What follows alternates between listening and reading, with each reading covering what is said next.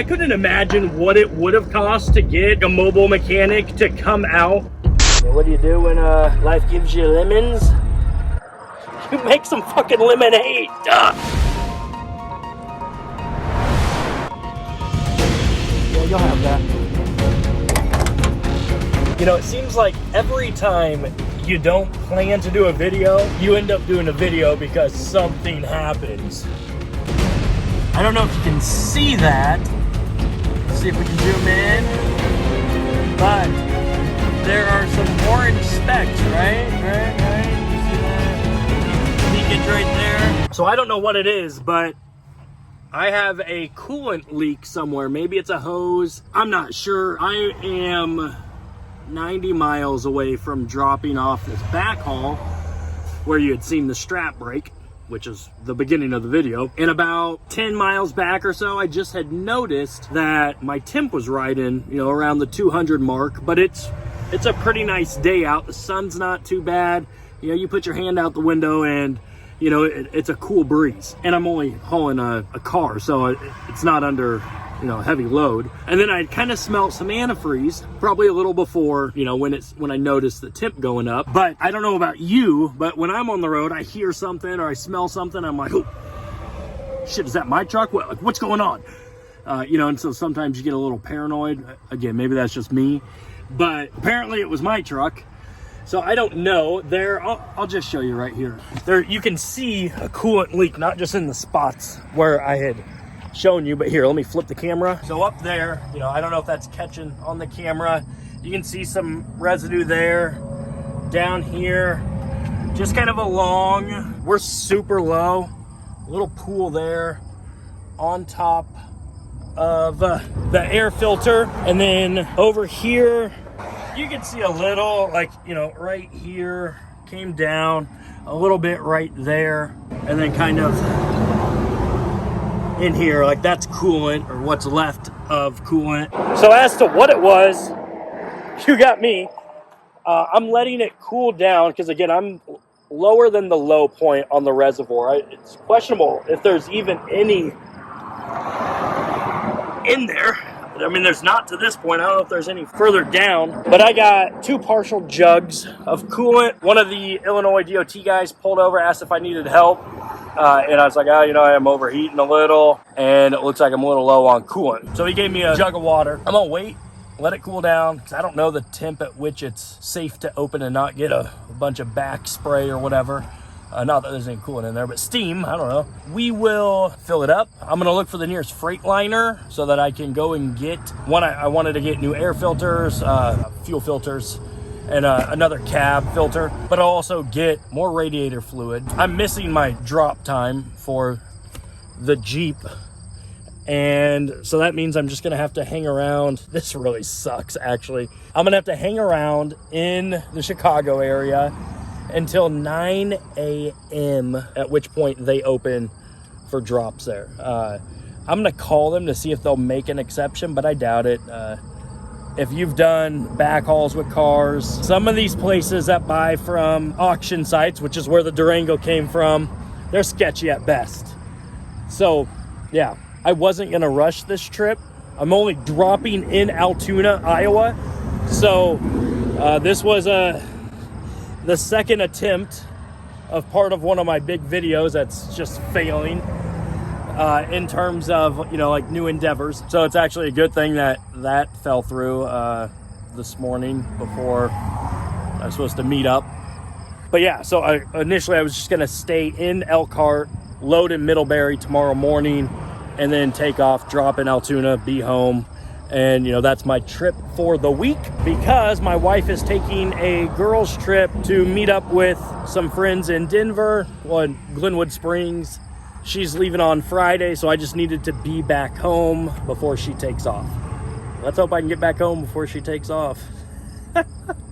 Yeah, no clue. I hope there's just a hose. And then when I start it up, maybe I'll see where the leak is coming from, and then I can try to fix it myself, because I am a expert YouTube mechanic. Psych! A few moments later. It's definitely low. Like, it's empty. It wasn't pre-trip. It was right here, which is about where I keep it. There's a drip that's kind of persisting. Not, I mean, this is the AC hose, so not from here, but back. I don't know, I can't really see if you can see what I can see, but back up here, kind of back here, which makes me almost wonder if the reservoir tank itself maybe doesn't have a crack or something on the back bottom side. I don't know. I'm gonna fill it up. The high mileage helper, Daniel, had told me to check the water pump, the inlet outlet on the radiator after I fill it up, start it up, to see if I can find any leaks, and we'll go from there. Again, definitely not dropping, but there is a Freightliner dealership in Chicago that's, I think, somewhat near where I drop. And well, I'm just gonna do that hotel life tonight. Yeah, is what it is. Yeah, what do you do when life gives you lemons? You make some fucking lemonade. Duh. One day. Again, I got 2 partials and a jug of water. And some freaking flip-flops. What in the world is wrong with the world?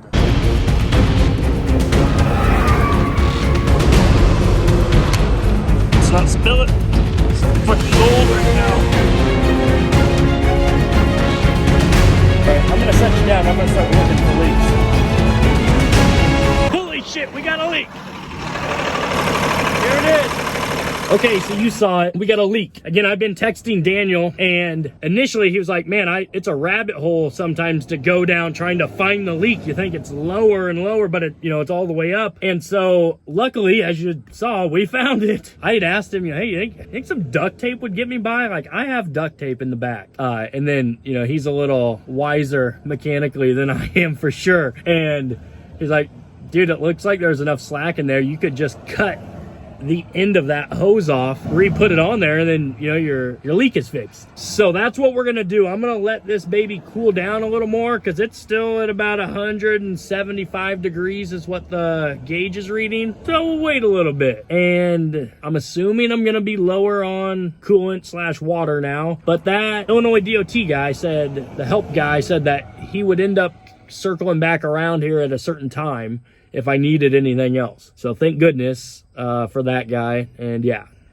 so it is what it is. It happens. And yeah, you're obviously this isn't something major, but your perspective drives the enjoyment of your journey. So just some food for thought there.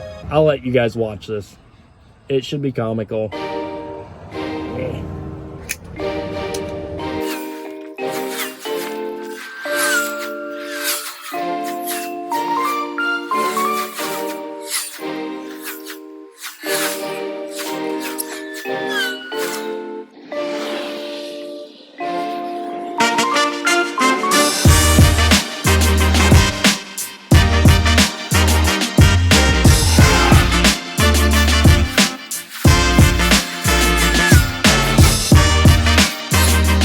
All right, so we supposedly got it fixed. I just started it up. Let's see if there's any leaks.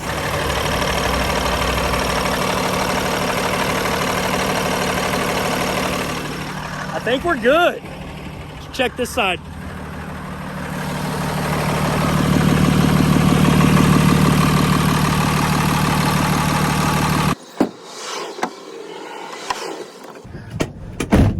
Okay, so there is a Love's 11 miles away. The DOT helper guy isn't back yet. I don't remember the time, but 11 miles straight down. I think I'm on 88. I just don't know how low I am. I'm past the low part on the coolant, and now who knows what percentage of that is water, but 11 miles, keep it slow, and then at least get some water there as I'm en route to a Freightliner dealership that is 66 miles towards my destination. When I get there, I'm gonna go ahead and buy some coolant and the filters that I mentioned before. If they have time, I'll probably have, well, I have plenty of time. I will have them do an oil change and then just like a chassis lube as well, because I wanted to get that done before this trip, but timing wise just didn't work out. So I'll do it tonight when I have time.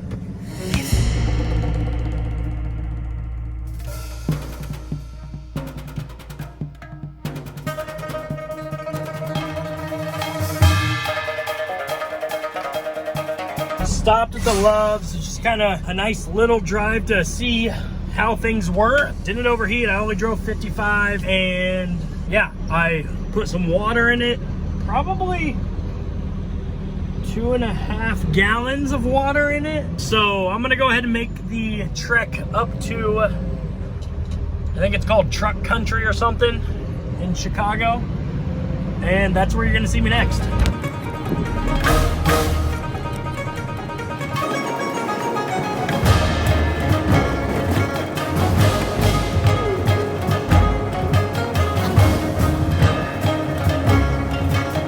Okay, so change of plans. Initially, I had booked a hotel, you just saw it, on Expedia. As I'm traveling there, I was just kind of coming to the realization of it's kind of nice out already, and well, I spent so much time at the Freightliner place. I'm not really going to be like waiting, whatnot, immobile for so long. So I looked up where a nearby pilot was just to see if there was any close to the drop location like the hotel is. And there was. It looks a little sketchy, so we'll see. I haven't canceled the hotel yet through Expedia, but you get 24-hour free cancellation. So we'll see. Stay tuned. I'll show you the pilot I'm talking about. Let me know if you ever stayed here.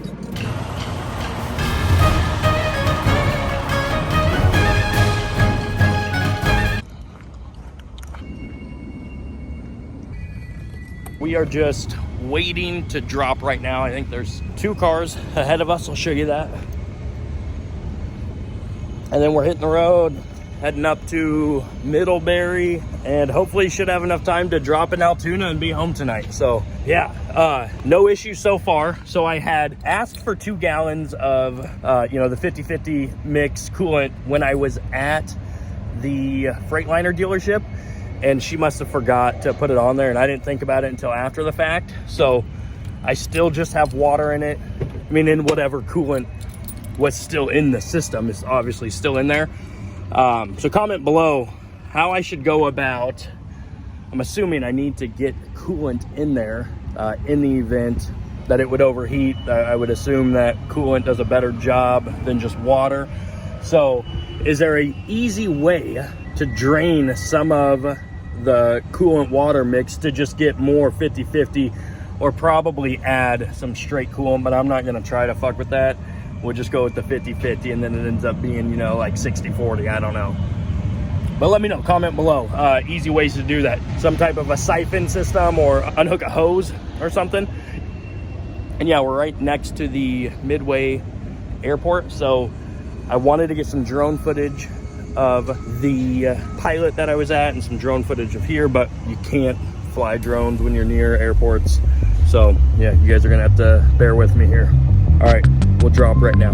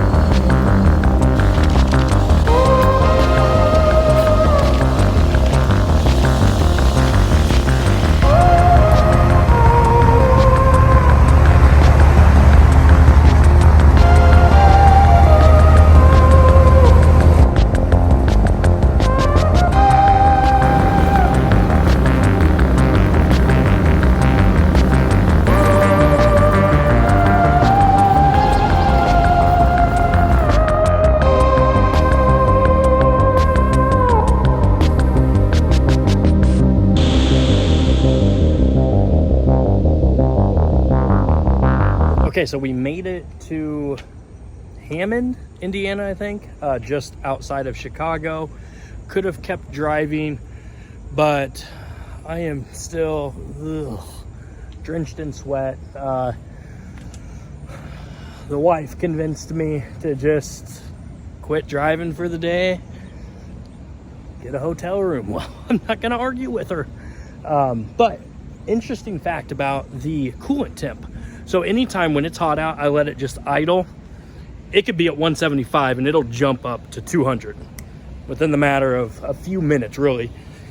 So ever since fixing that hose, which, you know, who knows how long that little crack or whatever tear had been there for, it doesn't get up to 200 anymore. So you guys probably know a little more than I do, well, a lot more, but maybe because there was a little hole and pressure was getting out, it would cause the coolant temp to get up higher than it needed to be. I don't know. It's magic. All right, I'm gonna check in to the old Hampton Inn. B-Dubs is right down the street in walking distance, and I'm gonna work on editing some videos for you guys. So here we go. All right, it's early in the morning, 4:30ish. We're hitting the road, heading to Altoona. Check the oil, we're good. Coolant was low, filled it up as you're watching right now. Go around, look at the lights.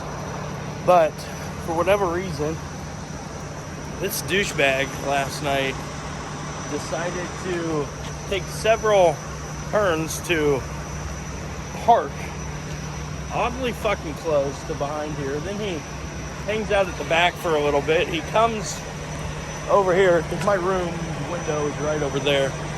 Comes over here and looks around, walks up to the side of the truck, takes a picture. I mean, I say douchebag because he parked so fucking close behind the last unit when there wasn't a fucking parking issue. So yeah, total idiot. I mean, maybe he's really intrigued with what this whole setup is and wants to look into what it is. But again, fucking idiot, man. If you're watching this, what a fucking douchebag move. Anyways, yeah. We're gonna hit the road. We should get to Altoona by 10:30, 11 o'clock. Okay, so we just fueled up in Brooklyn. The OG guy over there isn't there. There's no truck with an old Airstream, but I left the truck running because with the given heat, you know, the track record of this is it would overheat or it would be over 200 degrees. Let's find out. Crazy enough, that little leak must have been my overheating issue. Now we'll really find out when I get another westbound run and I got to run through, you know, some decent grades. But just during the idle times, it would be at 200 right now. Normal ranges for it. So we're gonna drop right here. I'll show you a little bit of that, and then that is the end of this video. Final notes. Don't be afraid to just think it through and figure it out and do it on your own. I couldn't imagine what it would have cost to get like a mobile mechanic to come out and do something so simple. And I bet they would have replaced the hose, yada yada, where we cut off 2 inches. Is that Lorena Bobbitt? Is that you youngsters probably too young for that? But good thing it's just old truckers watching my videos. You get what I'm joking about. But just, you know, being able to roll up your sleeves, figure it out, and just do it, you know? And I'll tell you, if you're someone that's like me that isn't inclined to this, you probably feel like it's gonna screw up again because, well, you know, this isn't your cup of tea, so to speak. This guy behind me is probably mad, but I gotta disable my yard mode or whatever. All right, that's it. Let's unload.